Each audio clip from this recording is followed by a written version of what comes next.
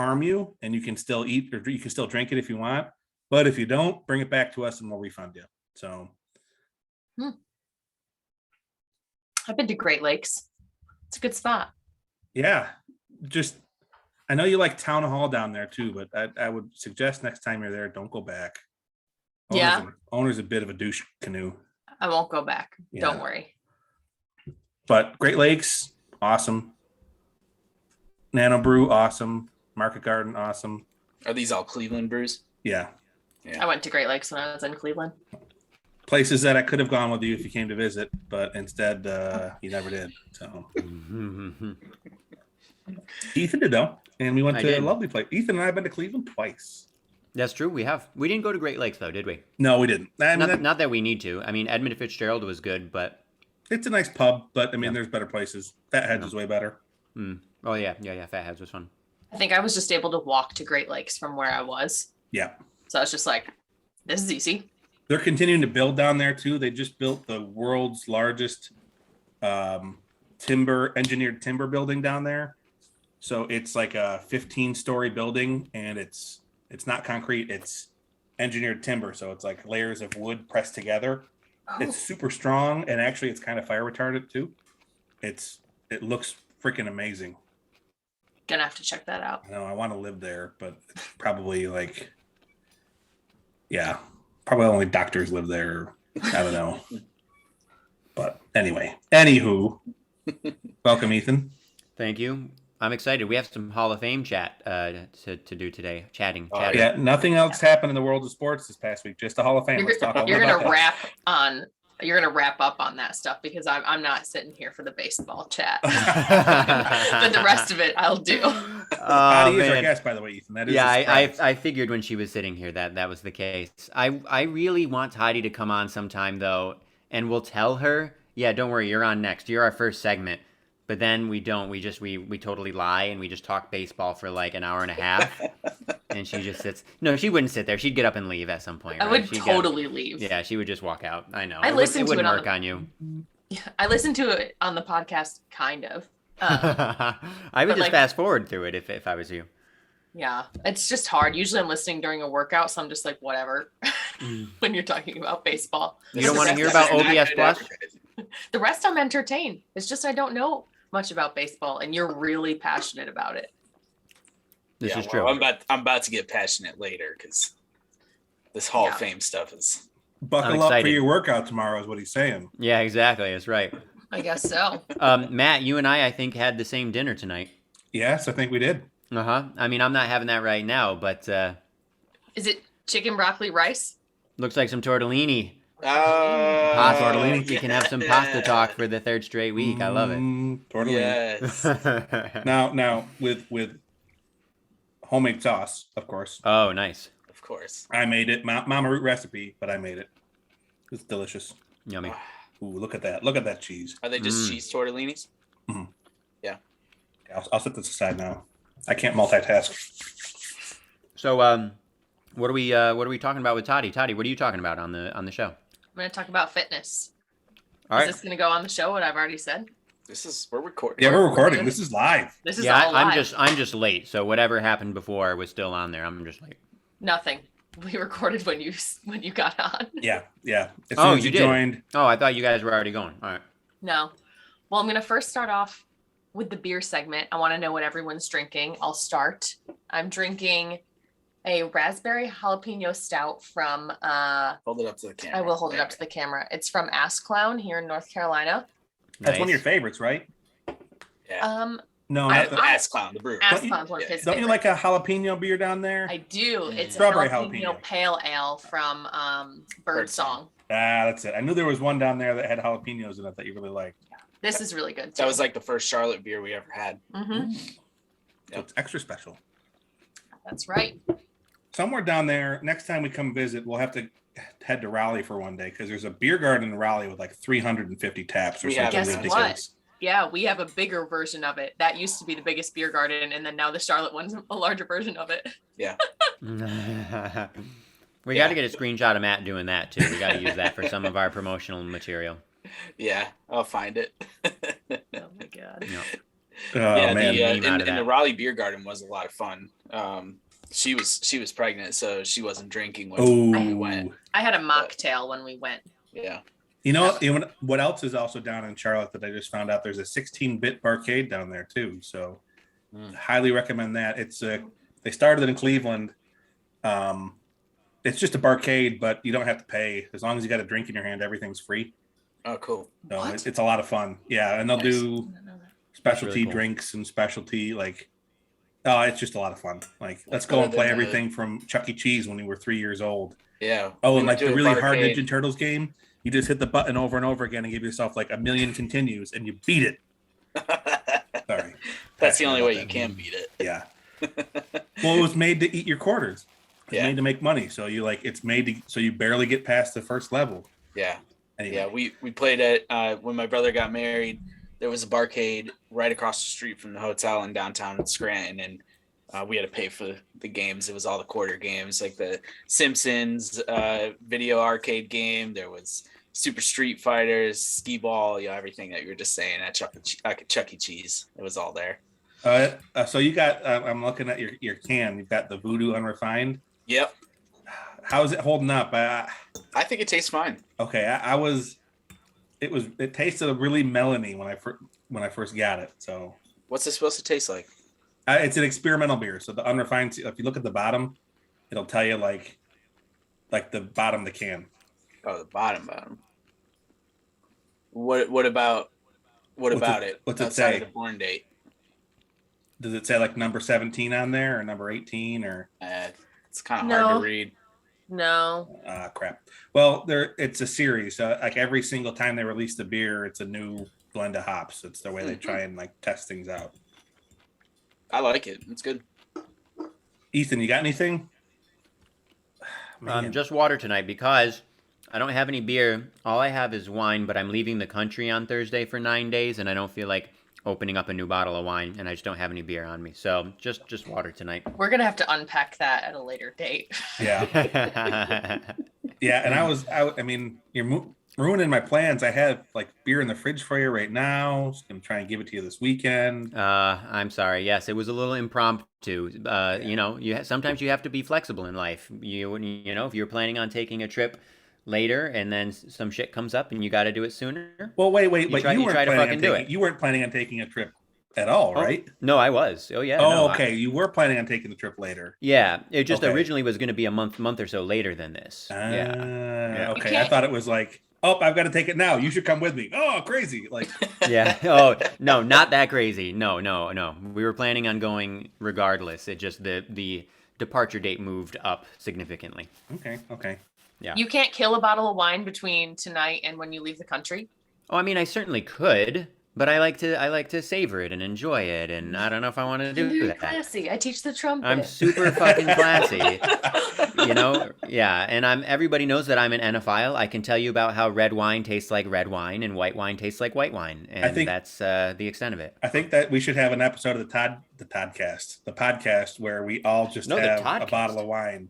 Yeah, anytime Toddy's on, it'll be the Toddycast. Yeah, or the Toddycast. And we all have a bottle of wine, and over the course of the podcast, we all drink it. Over there, that would be actually really fun. Yeah, that would get rowdy by the end. Yeah, but come on, that's only like 4 drinks, right? Yeah, it's not bad.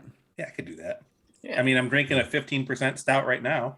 Yeah. So tell us about it. Bourbon barrel-aged blueberry pancakes. Bourbon barrel-aged imperial stout with blueberry, maple, and pancakes added. Oh, wow. And how much of that are you tasting? What are you actually getting? I'm getting all 3. I'm getting a little bit of breadiness in the pancakes. Definitely a lot of maple, and then a hint of blueberry at the end. Nice. Okay. And that wasn't still like last week? What? That wasn't. No, it's not still. No, this has got a little bit of a head to it. So. Well, this is from Other Half, right? They don't have those fucking amateur mistakes. Yeah, they don't fuck around. The only thing I don't taste is the bourbon, actually, which is kind of crazy. Oh, interesting. Good stuff. Yeah. Hey, can I lead into you wanted to talk about the NFL playoffs? Well, I wanted to talk about craft cocktails while we were talking about beer before we go into the NFL playoffs. So I mean, that's probably a space where Toddy knows way more than we do. So yes, I'd like to hear that. Just a little quick thing, because over like COVID, my quarantine hobby became making craft cocktails.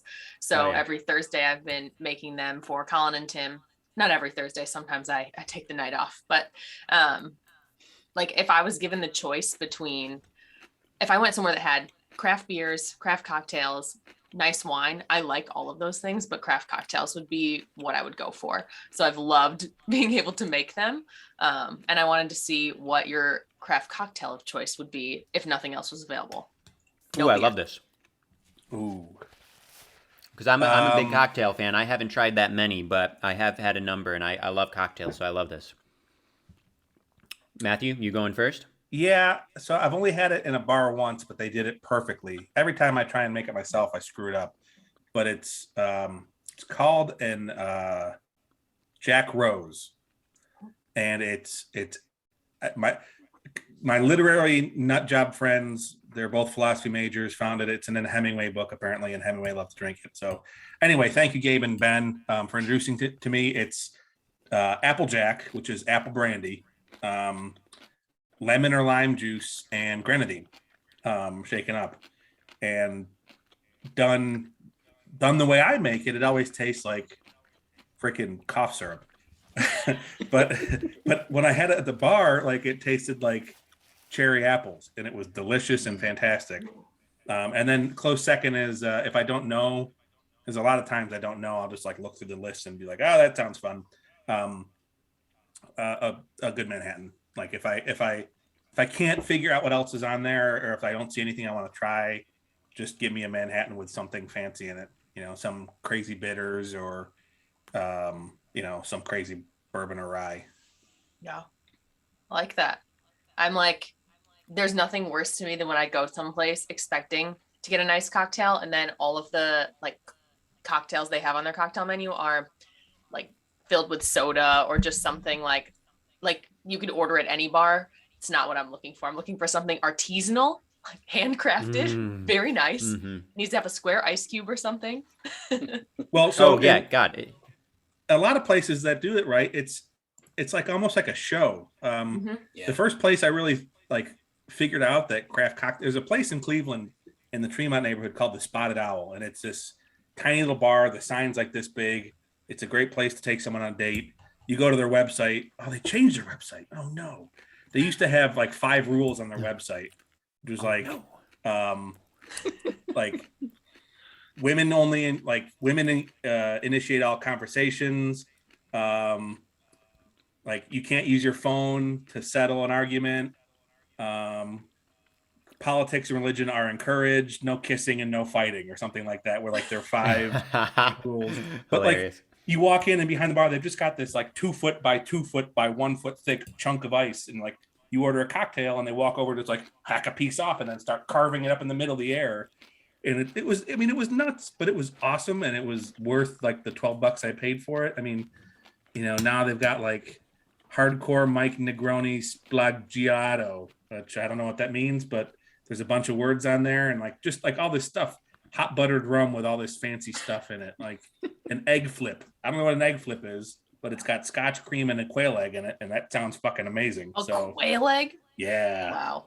So anyway, sorry, I went off on a little tangent there. I want to go to the Spotted Owl. Everyone in Cleveland, go to the Spotted Owl. What's your drink, Owl Ethan? sounds awesome. So this is a hard one. I have several that I really love. He's the artist, everyone.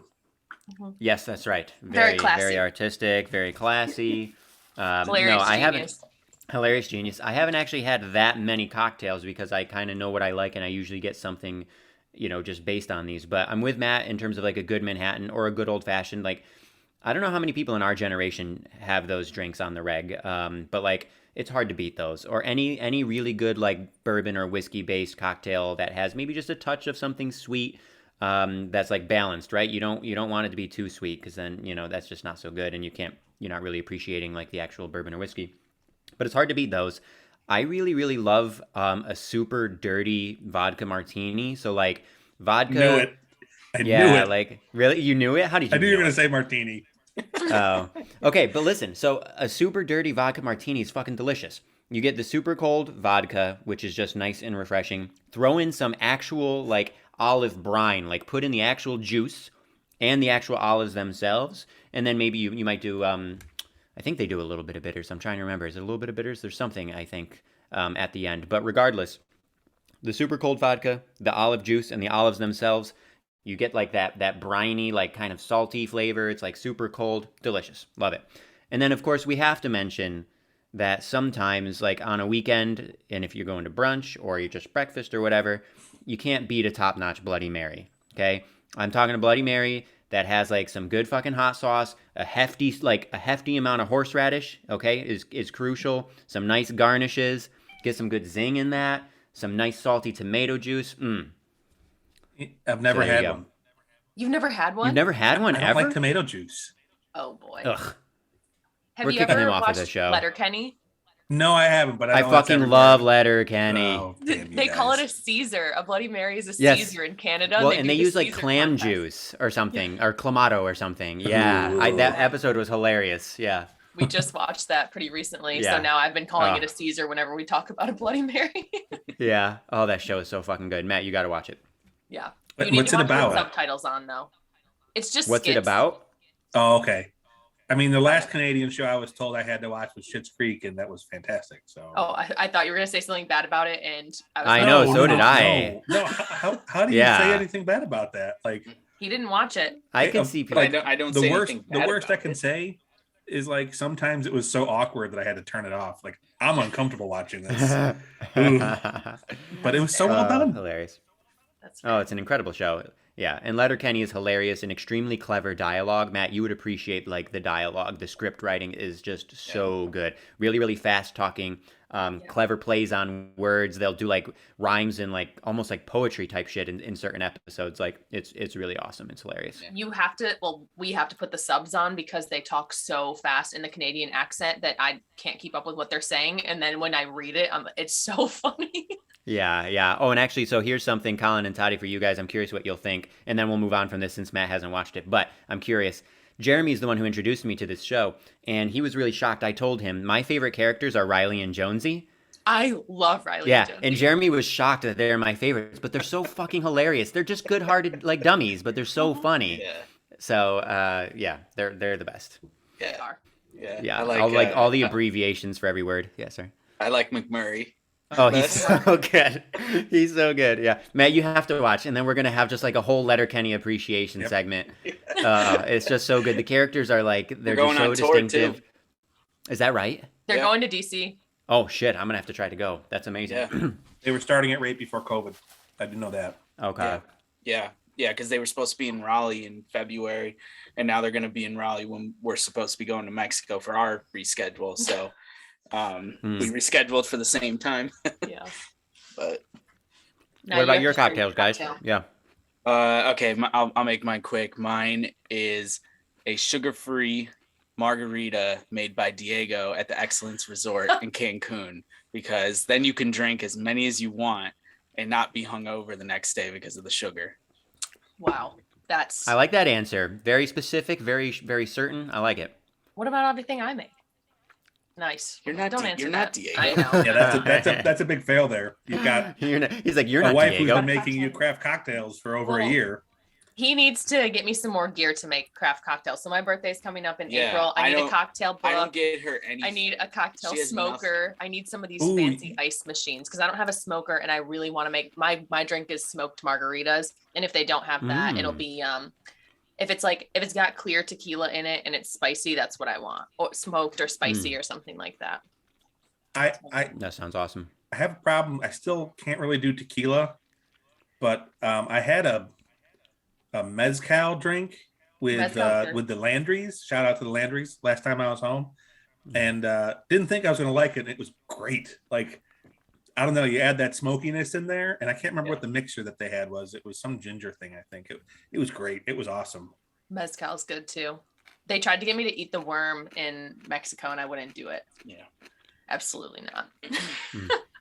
And that reminds me real quick, since we have Toddy on the episode, we should give an honorable mention to the hot toddy, which is on like a cold winter night, a wonderful drink. It's bourbon Really and what? fantastic. I don't know what actually goes in the hot toddy. Bourbon, tea, honey, and lemon usually. Oh. You can add like other stuff to it, but it's That sounds so pretty good. soothing and delicious. Oh yeah, it's great. Oh yeah. Love that. That Actually, lead us into the playoffs. Yeah, because I'm going to leave my fitness talk for another day. So you can talk about You the are? fitness. Okay. And you'll just have to ask me back on to talk about my passion of fitness. Yes, please come back on and talk fitness. Man, I had a great lead into it. I'm like, man, Toddy, like when you don't mute me. Come on, don't do that. You better not mute. I'm not muting him. Why did you I think was- Colin wouldn't mute you? What are you talking about? Oh, I thought I was being muted. Maybe I just am. Anyway, I was like, Very Toddy, nice. Slander for with nothing. all these great cocktails you're making, you probably just have to cut back on everything else you're eating, right? That is a good lead. That was That going to be is my a good lead. lead-in. So TBD, to be continued for future. Toddy will Wait, answer that. because I have a better lead into what we're going to talk about. Mhm. And I just want to say, this is a tough time in the world. Like, COVID's happening. Trump was president. A lot of Aaron Rodgers. There's just a lot of really bad things, but I am so grateful to live in a world where Eli Manning has 2 Super Bowl victories, 2 Super Bowl MVPs, and Aaron Rodgers only has 1. I am grateful for that also. Yes. Absolutely. Keep idolizing your career One. 500 quarterback. It's okay. 1. Wow. Things are getting heated. That's right.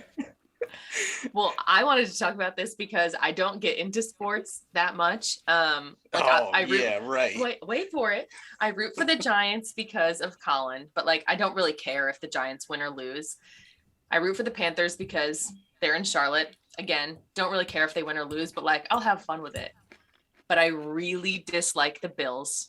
And I really love Patrick Mahomes because he's my fantasy quarterback. So when Kansas City won the other night, I was so excited. It was after 10 p.m. Yeah, we were laying in bed watching it. 'cause And it was I late. leaped out of bed, just like screaming and dancing at a time when I would usually be asleep, if I'm being honest. Can you push this chair away? and Wine do the rack dance excited. for No, us? I don't think I could do the dance. I don't even She was remember like what spinning her arm and I was doing so this. because Bills fans, I mean, my like entire Instagram feed is just littered with Bills fans because being from upstate New York, is a bunch of people are Bills fans, and a lot Oh, of yeah. people that I don't want to see their team win. So Hilarious. they just are posting incessantly like Bills, Bills, Bills, and then the Bills lost, so that was huge. And then I just love watching Patrick Mahomes play, so it was extra huge for me, and that was probably the most hype I've been for a game ever. I mean, it was phenomenal football. Like, Yeah. That too. and I fell asleep during the afternoon game, the Bucks Rams game. I fell asleep, but I guess that was an awesome game too. But Yeah, there was both games had like insane 4-minute stretches that were like 4-minute Yeah. game stretches, not 4 minutes in real time. But yeah, both games had some insane things. And then like, even the day before that, those games were good. I know obviously Matt didn't end the way that you wanted to, but they were good games and just an awesome weekend for the NFL. That's for sure. Watching Brady come back was huge. I know people like don't like him, but he is the GOAT. So I also respect watching him play, and watching him come back like that so quick was insane. But I mean, Matthew Stafford, baby, finally won a game that mattered. Now put him on a good team and let him thrive. Can't fucking win in Detroit. he had weapons in Detroit. He just had the Packers in the division too. So. Oh, stop it. No, my friend, a good friend Matt in Cleveland made a comment during that 2-minute stretch for the Bills Chiefs game. Like, I think this must be what it feels like to be on cocaine. Like, Oh yeah. it's like we were so keyed up and scream like, oh, it was. I mean, 4 scores in 2 minutes. It was nuts. That was such a fun game to watch, even though it wasn't the outcome I wanted. But Yep. I think Mahomes has never had to play a game on the road in the playoffs. Isn't Wow. that nuts? Yeah. How long has he been in the league now? It's only a couple of years. This is his still, 4th right? year, I think. 4 years, yeah. Hmm. Yeah, and I think they've won their division every year. So Yeah. So it usually always has to go through Arrowhead. yeah. Wow. But yeah, man, league's worst special team unit blew it for the Packers. And also, just I'm done with Aaron Rodgers. He'll be back next year. The Packers will bring him back. But After You're his good? comments on Friday, I'm done. I'm done with him. What were his comments? Tell me about this. I didn't hear any of this. Oh, he went on some interview talking about he took exception to the president's characterization of COVID now as a pandemic of the unvaccinated. And What a fucking idiot. yeah, I mean, which the data backs it up, but we won't get into that. But anyway, he made some offhanded comments about apparently 81 million people voted for Biden, and like everyone on the right now is like jumping all over, like Aaron Rodgers is our new hero. Ooh. Uh-huh. So, Aaron Rodgers and Joe Rogan run in Yeah. 2024. Yeah, there you go. Go for it. What did Joe Rogan do to get so famous? By the way, like remember, he hosted the show where people ate bugs. I know. It's very weird. I've never understood Like, it. what did he do? Like, And I mean, I saw today that Neil Young is demanding that Spotify take his music off until they ban Joe Rogan. Or Because get rid of vaccine that. So- misinformation. I don't even think it's get rid of the episode. I think it's a like they need to preface that it has misinformation or something. Well, apparently they already have rules from what I know. And they've taken like 20,000 different episodes off of Spotify, but they won't like, take that big they won't one take down. that episode. but Well, he's father of also their biggest contract ever. So Yeah. but like, what has he done? Like he goes to UFC fights and goes, oh, like I mean, what does he do? Like, And why do people listen to when him? was it last winter when Texas had those like real cold spells come through and they had the snow and everything, and he has that like big arena or whatever, and guess who didn't let anybody in there? Joe course he did. Rogan. Really? What a dipshit. Yep. Mm-hmm. Yeah, but Joel Osteen did that too. So I mean, he's in pretty shitty Well, company, so. that's no surprise. All those mega church pastors are the fucking hypocrites of the earth. Yep. Anyway, back to Toddy Anyway. on the show. Yeah, Toddy, so good to finally have you on the show. Well, we got through the playoffs a little faster than I thought, so I can talk a little bit about fitness if we're ready for it. Well, wait. I want to ask you a couple other things about cocktails first. Like, We can do that. what's the craziest thing you made, and what's the best thing you made this past year? Like, did you Craziest get thing? something that had like this has like, ink and spit corn liquor in it or something? I don't know. Like, did you have something crazy you No. made, or you did Go just through your IG feed. Yeah, I do. But everything that I made, I had to work with ingredients that were close by. It's a good So point. well, It was a pandemic. Okay. Yeah. Also, not only does she have more than enough stuff already, but we have a liquor shortage in North Carolina. do we So- still? Because they were full of tequila when I went the other day. Well, either we have a liquor shortage or we have a shortage of when you can get to the liquor store, because like now we're back to Like early original COVID. pandemic Yeah. times. Yeah, where it's only open like 6 hours a day. It's never open on Sundays because it's owned by the government down here. Yeah. And everything. It is a And- pain. Liquor down here is Yeah. alcohol beverage control. They're called ABC stores. Oh, we Um, got those in Virginia too. Yeah, so all government run. Yeah. Good Yeah, stuff. I will Love say the stuff. ones I went to on in the Outer Banks a couple years ago sucked. Yeah, But it's not great. in Pennsylvania, it's also government run, but it's fine wines and good spirits, Yeah. and that sucks too. So God. We I just have to interject really quickly to say that we are producing some highly memeable content tonight. So I think we're going to have to go viral. So between Matt's facial expressions and his random exclamations and voices, and then just now when Colin was talking about all patronizingly about how Toddy has enough stuff already, the eye roll that Toddy did in the background was fucking flawless. Remember So, the podcast episode a couple weeks ago where I think the first one when we came back from break, and you said that you wanted science to come up with like a way to make a sound for how loud your eye roll is or whatever. 'Cause Yes. you did an eye roll at Matt. That's Yeah. right. That's You have some right. good eye rolls yourself. Yeah, that's right. Yes. Yeah, I respect a good eye roll. I love some good eye rolls. But yes, a sound. Oh man, we got to get on that. Yeah. Come on, Bezos, let's go. Yeah, seriously. Elon Musk, put your insane fortune to good use. All right, let's move on quickly because I'm about to start talking about billionaires. Move on very I- quickly. Ask me a No. question. I have a question for Ethan. I was thinking about this on my walk the other day. So you are a successful music person. And called a musician. wait, it gets better. Oh God. So I want to know. I want to know what your opinion is on student loans, and given the fact that you willingly went to school for all of these years, racked up the loans that you did to do something that you love. Like, I'm legitimately wondering, like, what are your thoughts on, like, not just Biden, but anyone that could, potentially waive student loan debt for people? Like, I feel like you'd be for that, but at the same time, I feel like you're kind of being a hypocrite because, like, you knowingly put yourself in that debt, knowing that you probably weren't going to get a big payday out of it. Right. Sure. Well, first of all, Toddy, do you want to be here for this conversation?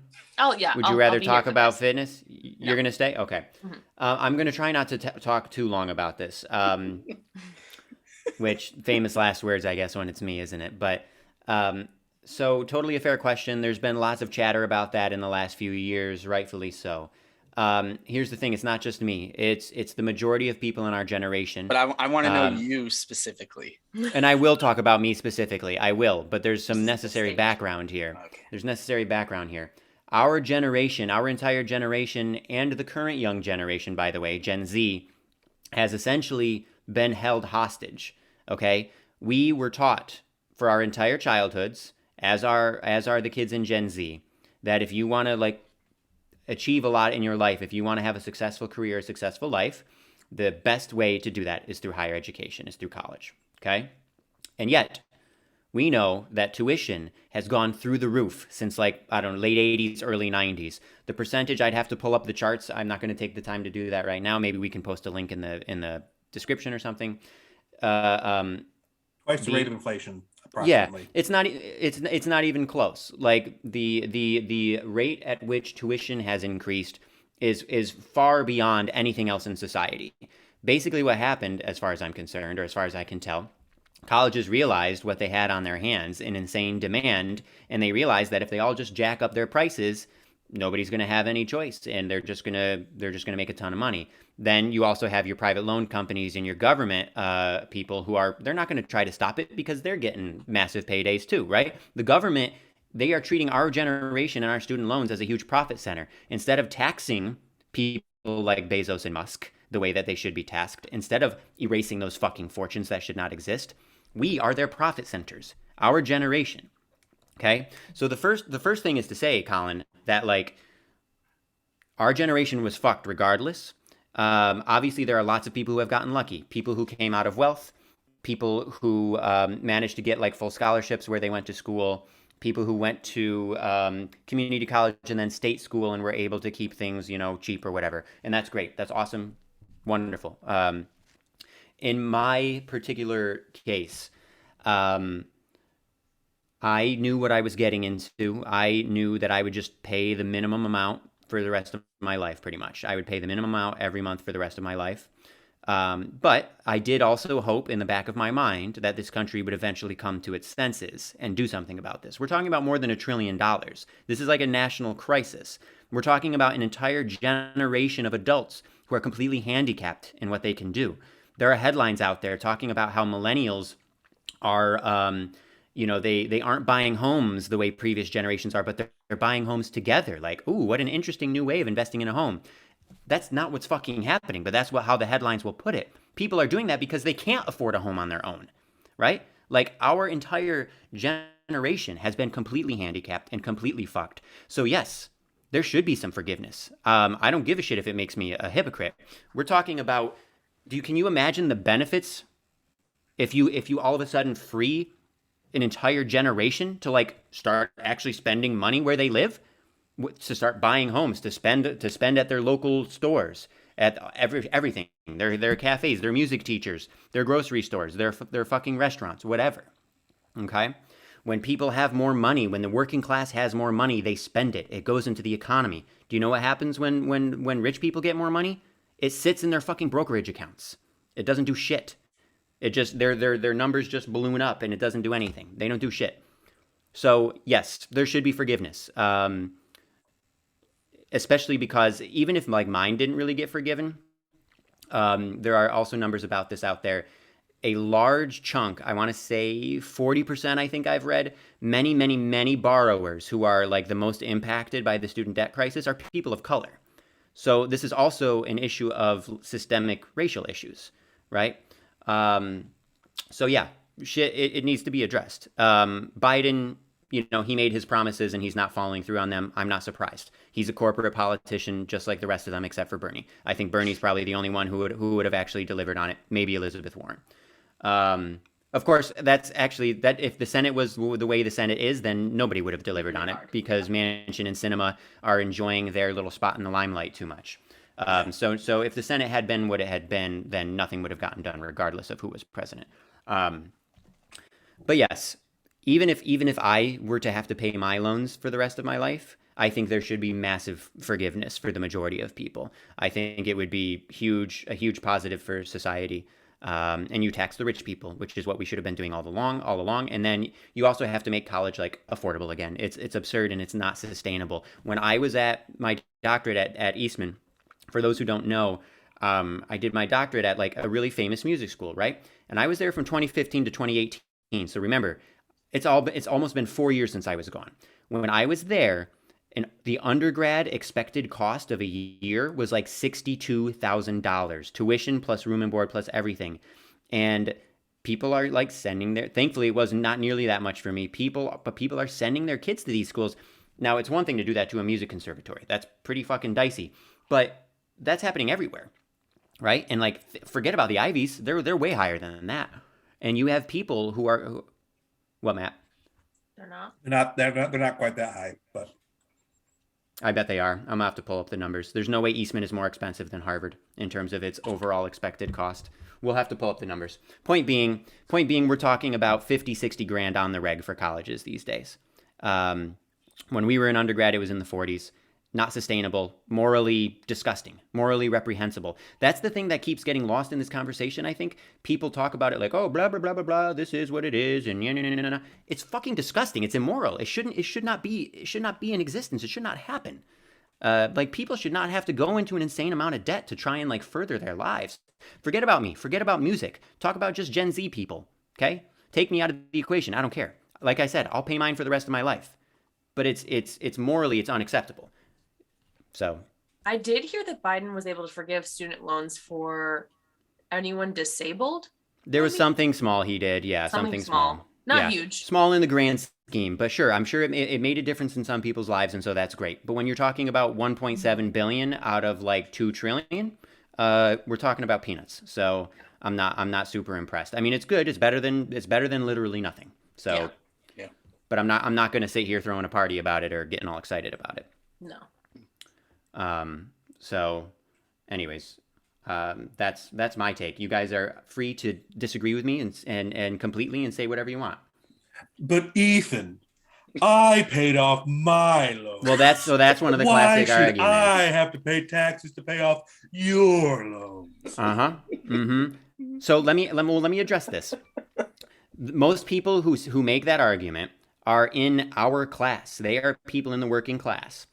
It's not their taxes or your taxes. If you are one of these people listening, it is not your taxes that would be paying for this, that would be paying for student loan forgiveness. Sorry, bud, but you don't make enough money.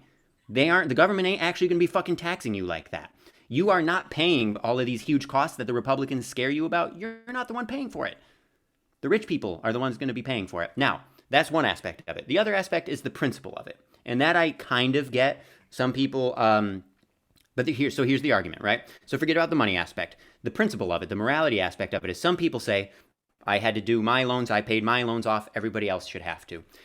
So there's two arguments. Number one, sure, you can say that and maybe that's valid. Number two, do some self-reflecting. Do you want to be the person in your life? Do you want to be a person who goes through something difficult and thinks that everybody else should have to go through something equally difficult just because you did?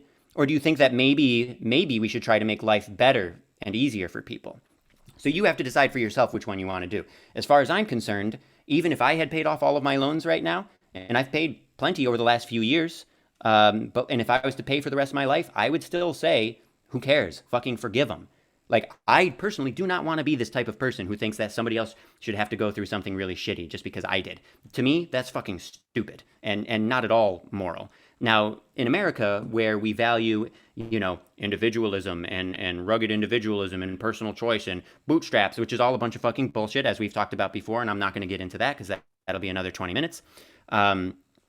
You have a lot of people who they do believe that just because they went through something difficult, everybody else should have to go through it, that it, you know, it builds character, blah, blah, blah, blah, blah. It's like, you know what? It's 2022. Leave those arguments in the 1800s.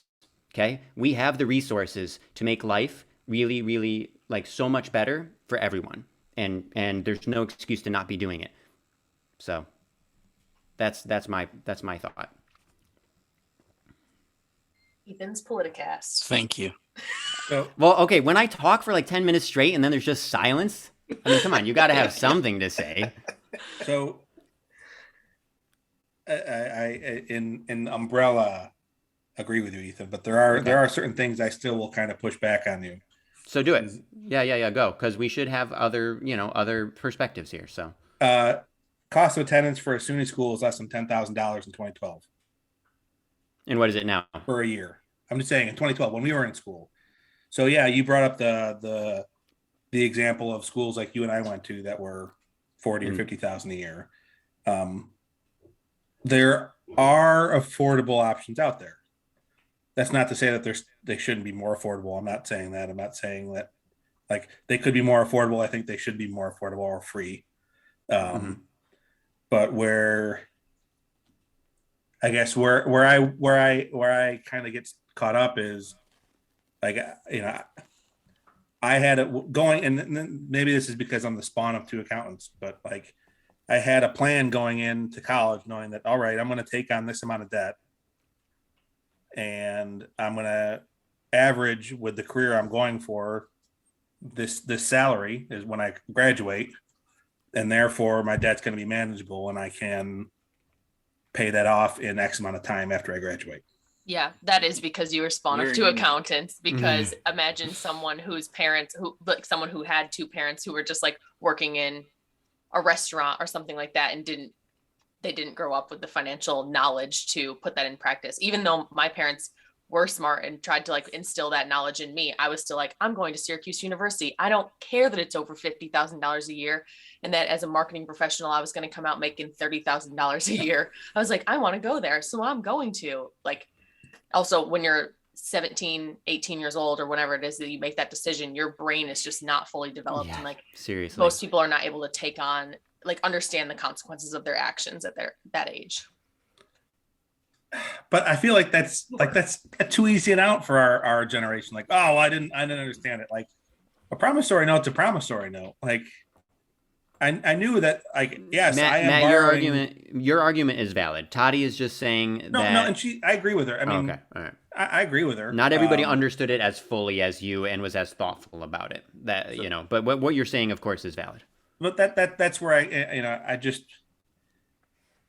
I wonder, like, I do get that there's such a push for everyone, especially when we were in high school. Like, you got to go to college. Like, and it felt like guidance counselors were judged on the percentage of their kids that went to college. When, in all honesty, there were either people who didn't need to go to college because they should be headed for a trade, or other end of the spectrum. You know, we had a couple kids in our graduating class that were like whiz kid computer programmers, probably didn't need to touch anything, a textbook at college. They could just go start coding or living their professional life and be wildly successful. So Yeah. But the extension of like what Ethan was saying is like, okay, a college like RIT, for example, has co-ops with employers, and as part of your graduation, you need to complete X amount of co-ops with different employers in order to graduate. And so it's like almost saying like, and I'm talking about engineering specifically, like software engineering. And so they're basically telling you like, you can't just come from high school and start working for X company. Like, you have to go to RIT, you have to pay whatever money RIT charges, you have to go through this co-op and get this degree in order to be a software engineer at whatever company. Like that is what whatever the loans or the government or whoever is like creating this system, like that's part of it too, is like these relationships that employers make to kind of like, just like we talk about in sports, where like the owners and the commissioner, like they're all trying to control the players in sports, and like everyone's trying to control the poor people. Or if you're talented enough, it doesn't matter. And I'll bring up, I had a fraternity brother who dropped out after his sophomore year. But what's the percentage of that? Yeah, though, right. Very small. Very small. Yeah. But I'm saying I had a fraternity brother who dropped out after his sophomore year and got a job with Google because of how good a coder he was. Yeah, but that's an exception to the rule. Yeah, but I'm saying a co-op isn't a requirement for a job.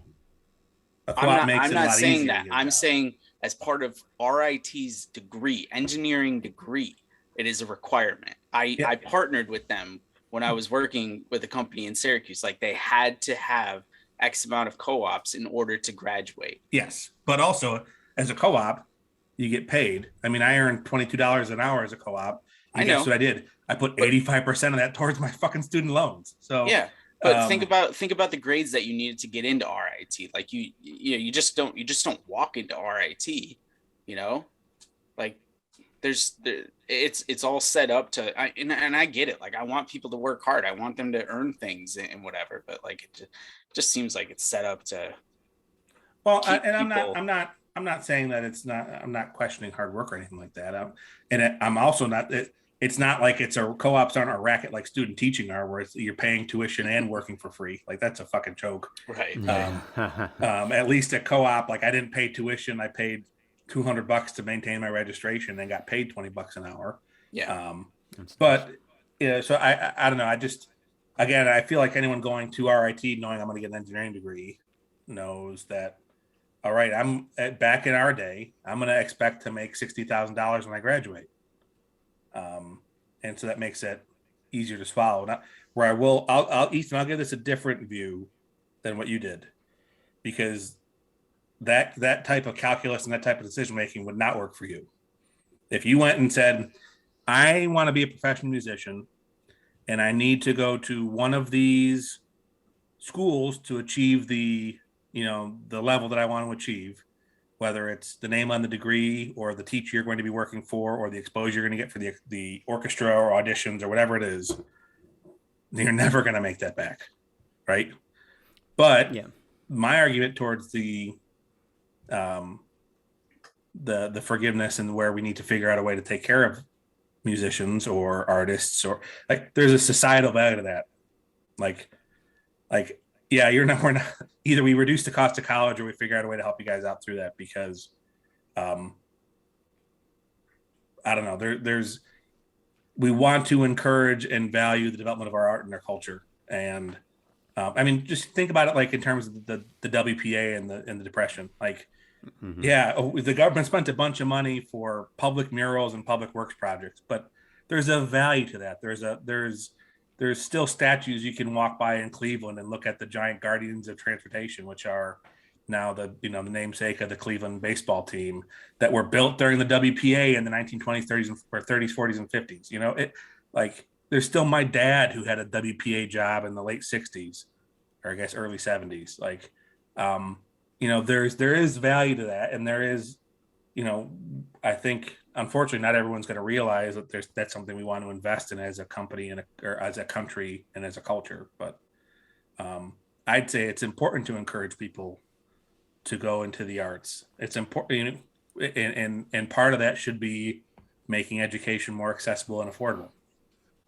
It should also be like, if we truly wanted everyone to enter college with the same plan that you did, where you knew, like, you fully understood the weight of the loans that you had and like fully understood how much you were going to make coming out of college, we would teach things like that in school. And there was nothing like that. We learned nothing financially. In high school. Supposedly very good.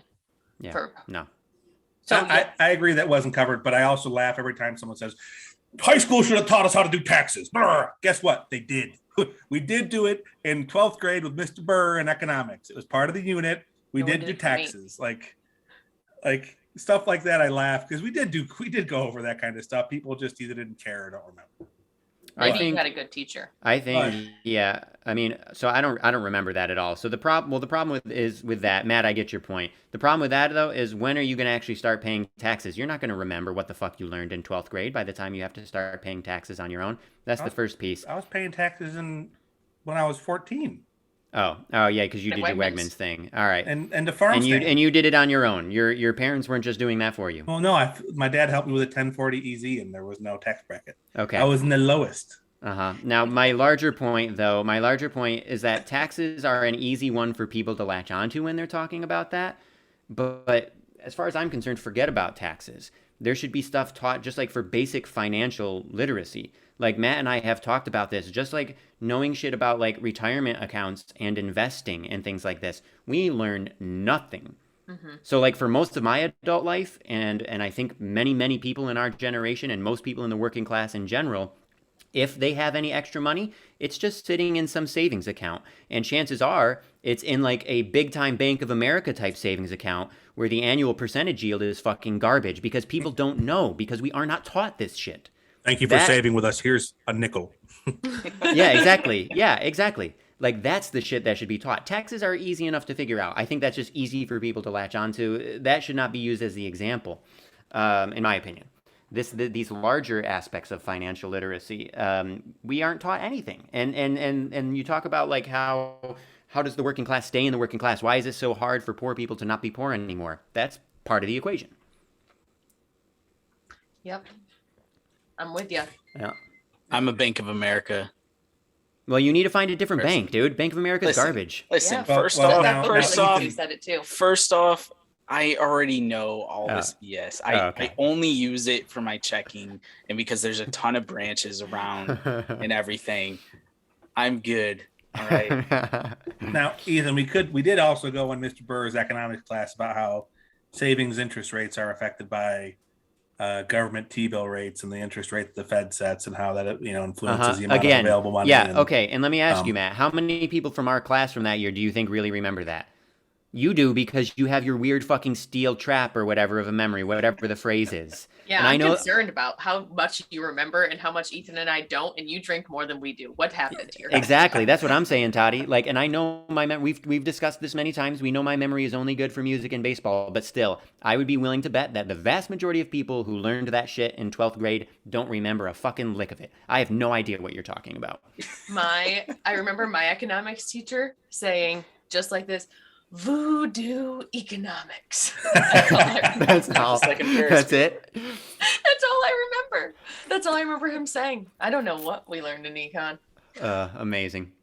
I mean, I will tell you, the one time I did a study in college where like I spent like 4 hours in a MRI tube when they were imaging my brain, and I did like really, really well on the IQ test I had to take before, and then after they were like, "You have a really big brain. Can we use you in another study and your images in another study? Can you sign this?" And I was like, "Yeah, sure." So I don't know. Maybe that's it. So that big fucking head is good for something. They said I had a really big brain. I've got it on a CD, actually. They gave me images of my brain on a CD. I'll have to dig it out for a future podcast. All right. Very nice. On that note, CDs. I'm going to let you guys talk baseball. Yes. Oh, yeah. We still got to go there. Get out of here. Yeah. Good to see you, Toddy. See ya. ya. Bye. Thanks for having me. Bye, Toddy. I'll send here. you your mug soon. Bring this chair back. Thank you. Bring this to Tim. Yeah. All right. All right. Well, Also, we don't have a ton of time for Hall of Fame at this point. To clarify, though, like, I mean, I don't disagree with you, Ethan, and I know I'm in a privileged situation.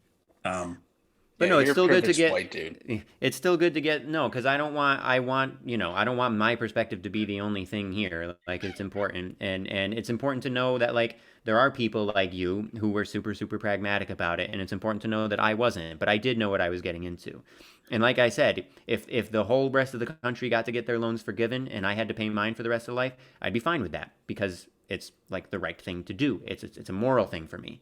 Let alone a basic economic thing that would be huge. But like your perspective, like absolutely needs to be said, and is important. So. Also, I hope my sarcasm was dripping when I said about the thing about I paid mine off, because It was very dripping. Yes, it was very Okay. Your clear. face alone was amazing. Yeah, your face. Yeah, exactly. Okay, good. Yeah. So David Ortiz, newest member of the Baseball Hall of Fame. What do you guys think? Hot takes. Fuck David Ortiz. So Kyle, well, you're the one who was all fired up. So why don't you get us started about this? What do you? No, well, I mean, I could rant forever, and if you guys want me to, that's fine. I guess this answers the question of what gets Colin fired up. Finally. But I think like the most succinct way that I can put this is baseball already has a problem, right? In being able to attract new fans. Okay. Us three right here, I would say for the most part, right, we are pretty big baseball fans. And when Major League Baseball does something like they did today, because I don't care if it's the Hall of Fame, if it's the writers, whatever, they're an extension of Major League Baseball. When they do something like this and they essentially keep out the two best players, pitcher, position player, that played for our generation, like when And we also were like kids. top 10 of all time. Yeah. When you Like- keep them out for whatever these fucking morality reasons or whatever it is, I don't care what the reason is, but when you do that, you are asking for the people who want to support you, who want to go to the Hall of Fame, who want to talk about baseball history, who want to have a podcast to talk about baseball, and you are making it very fucking difficult for them to be happy about baseball. Like, Yes. that is just like the most succinct way I can put it. I am so disgusted. When I heard whatever the president's name say that there was only one person, I knew it was Ortiz. I didn't even have to listen to the rest of the announcement. I turned it off. Went on Twitter a little while later after I put Stella to bed. I saw it was Ortiz with like 11 plus votes.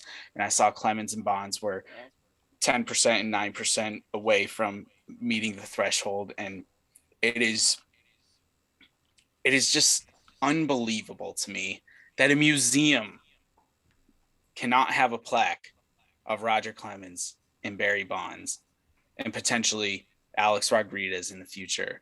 And who knows, Mark McGuire, Sammy Sosa, who Sosa's also gone. fell off. Yeah. Sheffield. All these people.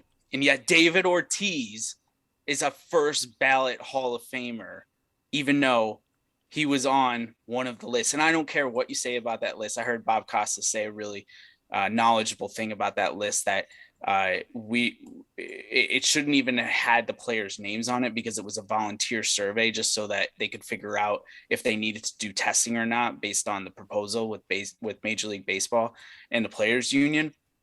And I get that argument, but at the end of the day, Ortiz's name was on that list. So I don't care what your reasoning is. And the other thing that really, really grinds my gear, and why I get so mad about this, is because Bud fucking Selig is in the Hall of Fame. Yeah. And he oversaw all of this. And you're going to say Barry Bonds and Roger Clemens can't get into the Hall of Fame, but I have to look at a fucking plaque of Bud Selig, the same dude 100%. who had a tie in the All-Star game, the same dude who was a lame-ass owner for the Milwaukee Brewers, the same dude who wants to be celebrated for interleague play and growing the game and getting steroids out of the game, is the same dude who wanted the game juiced up. The guy who allowed him in there in the first place. Yeah.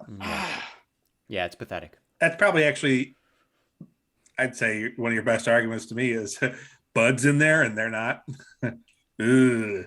That really strikes down a lot of arguments I may have against it. Yeah, I mean, I obviously agree with everything you said, Kyle, and there's a lot to unpack here, and I don't know if we'll have time. Maybe we continue into it next week some more, because there's so much to be said with the Hall of Fame, and we haven't actually talked about it on the pod, really. And but one thing that I would throw out there, so number one, Bud's in it, like you said, Kyle. There's what bothers me. One of the things that bothers me so much about all of this is the cognitive dissonance, the inherent contradictions. Okay, so like you said, Bud is the huge one. He presided over the whole fucking thing.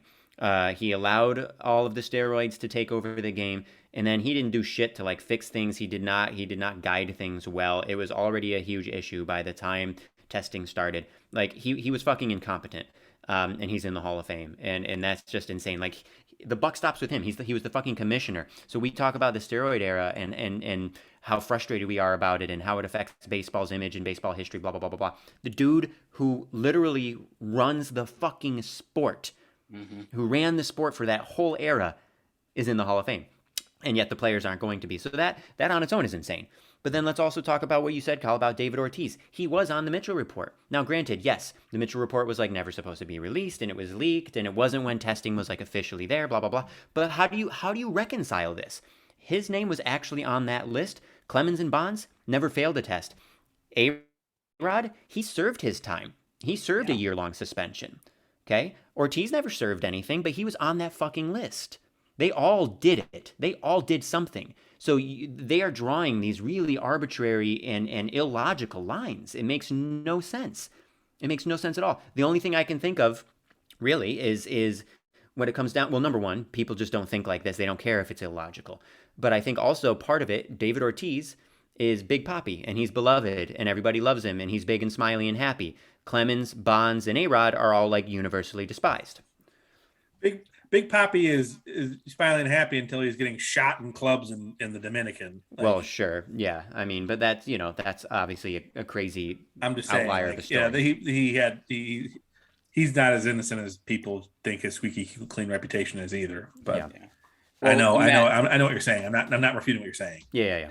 Matt, before you go, the two things I will add real quick are, and I know Ortiz probably had, well, and I don't even know, two other beloved players though for two different cities are Ryan Howard and Don Mattingly, and both of them knew how to play defense, and both of them won MVPs, and both of them hit a lot of home runs, and I'm pretty sure Mattingly would have had playoff moments if the Yankees had a competent enough organization then to get into the playoffs, because he did have a big playoff moment and when his back was totally wrecked, and Ryan Howard did, and Ortiz did. So I just don't understand the love fest for Ortiz when all those other things. But I think like the biggest point I want to make, transcendently good hitter. His hitting was way above Donnie and Ryan Howard. But I got to challenge but you. continue.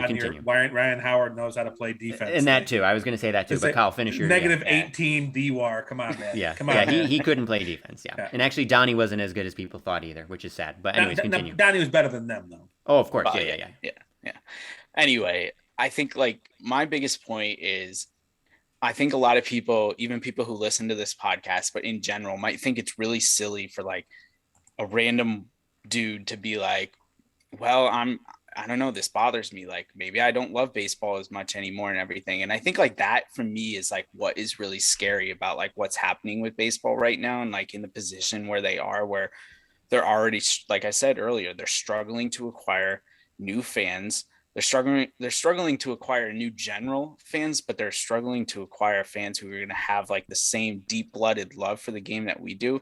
And like, I just think it's so dangerous when you turn off people, because like you could think it's silly that like I'm this upset about it, but like I'm the one who can make Stella love baseball the way that I love baseball.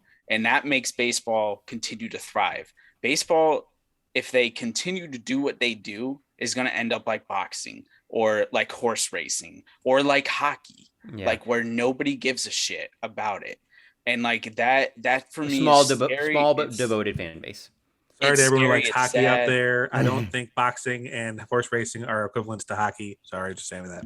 I'm gonna get beat up if I let that go. You fans know how to fight. But they were big sports. They were popular, and they're just not anymore. And I get it, the world changes and there's more sports out there now and everything, but like that's what really is sad. It's scary. It's like these are the people, us right here on this podcast, that Major League Baseball should be concerned about, and yet they have this like big morality march that they've been on for 15 years now that seems like it's never going to end. And it's like, okay, well, you're just going to keep turning away people who love the game because you're going to try to make us feel like the people that we watched with our own two eyes didn't do anything to, be worthy of this museum where it's just a plaque. Yep. Like, Also, one more shout out. Hockey is the one major sports league that is expanding right now. Just saying that. In Canada? In Seattle and Las Vegas, buddy. All right. Hilarious. There's one other thing I want to say really quickly about the Hall, because I'll be very curious if any of our listeners have any strong feelings on this.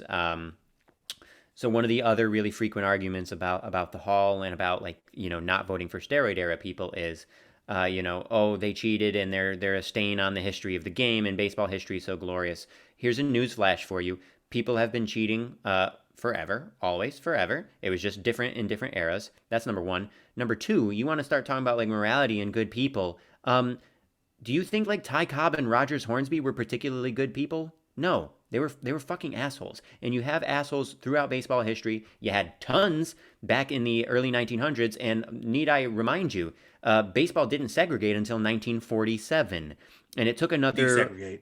Desegregate. Sorry, bad word slip up. Baseball did not desegregate until 1947 and didn't finish, right? The last team to have a black baseball player was the Red Sox in like 1961 or something. It was 60, 61, 62, something like that. Yeah. Okay. So you had people for decades in baseball who actively like did not want to have other people play the game, right? You had actively, truly racist people. It was also just part of the time period. We're talking about the first few decades of the 20th century.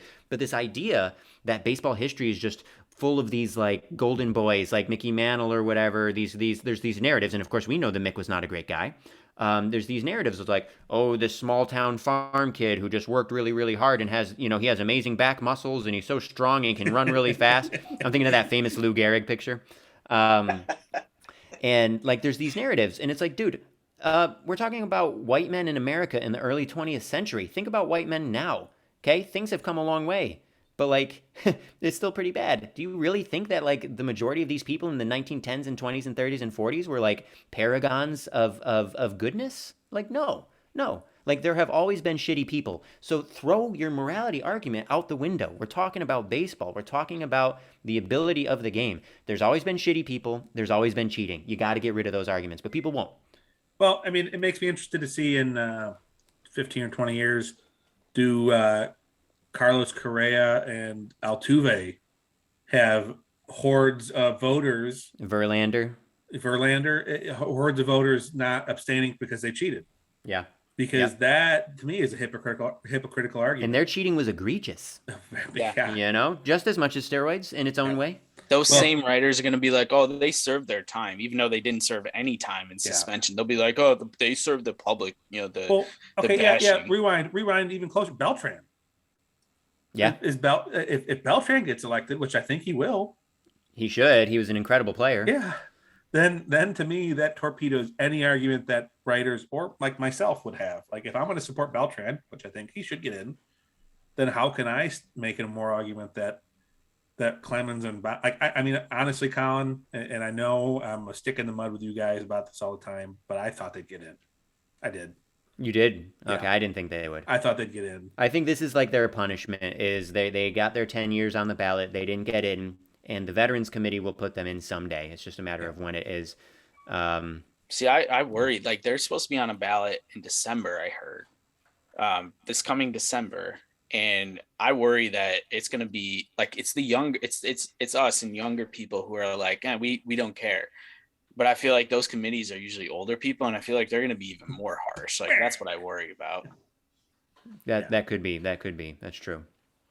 David Ortiz only had 55 career WAR, by the way. Just saying. Yeah. Well, yeah, because his defense was so garbage. I know, but he was a transcendently good hitter, and he had a lot of really big famous moments in the playoffs. That's enough. That's enough to sway, most voters.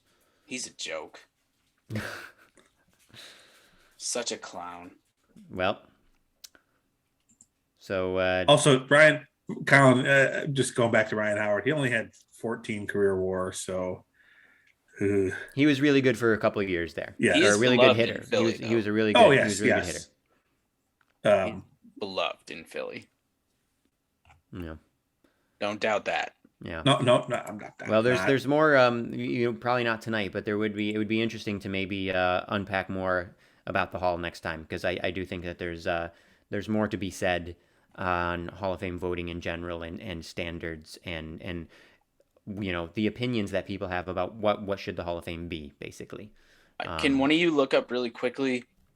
Maybe this will be our last thing. What did let's take Bonds, because he's probably the closer comp to A-Rod. What did Bonds get on his first ballot? I think A-Rod ended up with like 34%, just under 35. Bones. Is that secretly why you're so mad? Oh no. I mean, I think A-Rod will get in eventually.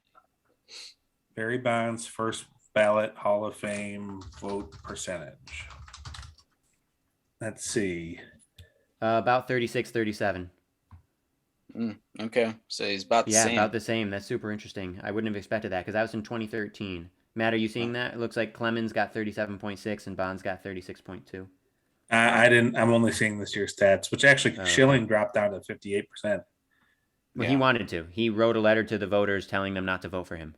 Yeah, So, but I think Vizquel dropped down to like 30-something% or 20-something%. yeah, he had a huge drop, but he's had some well-publicized off-the-field issues, which that would actually be something not today, but we could talk about that when we're talking about like the morality clause and everything like this.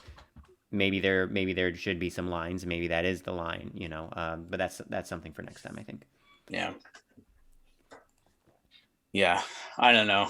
I think A-Rod will get in at some point, but again, I did think for the longest time that Bonds and Clemens would eventually get in, and yeah, here we are. Yeah. Yep, it's crazy. Super sad. Uh-huh. Super sad. Yep. Well, Matt, you got something? On that note, super sad. Tortellini for the win. Tortellini for the win, absolutely. Matt and I both had tortellini tonight. 2 out of 3 ain't bad. R.I.P. podcasters Meatloaf. are on Team Tortellini. Oh, R.I.P. Meatloaf. Oh, don't make That's me one get of his. started on That's that one of his too. songs. Oh, is 2 it out of right? 3 Is that in right? bed. Oh, yeah. In bed. Yeah. Okay, that's I fine. thought you were just like Team Tortellini or something. It was a Meatloaf song. Probably wouldn't have been surprising if it was. All right, boys. We'll see you after Costa Rica. Yes, absolutely.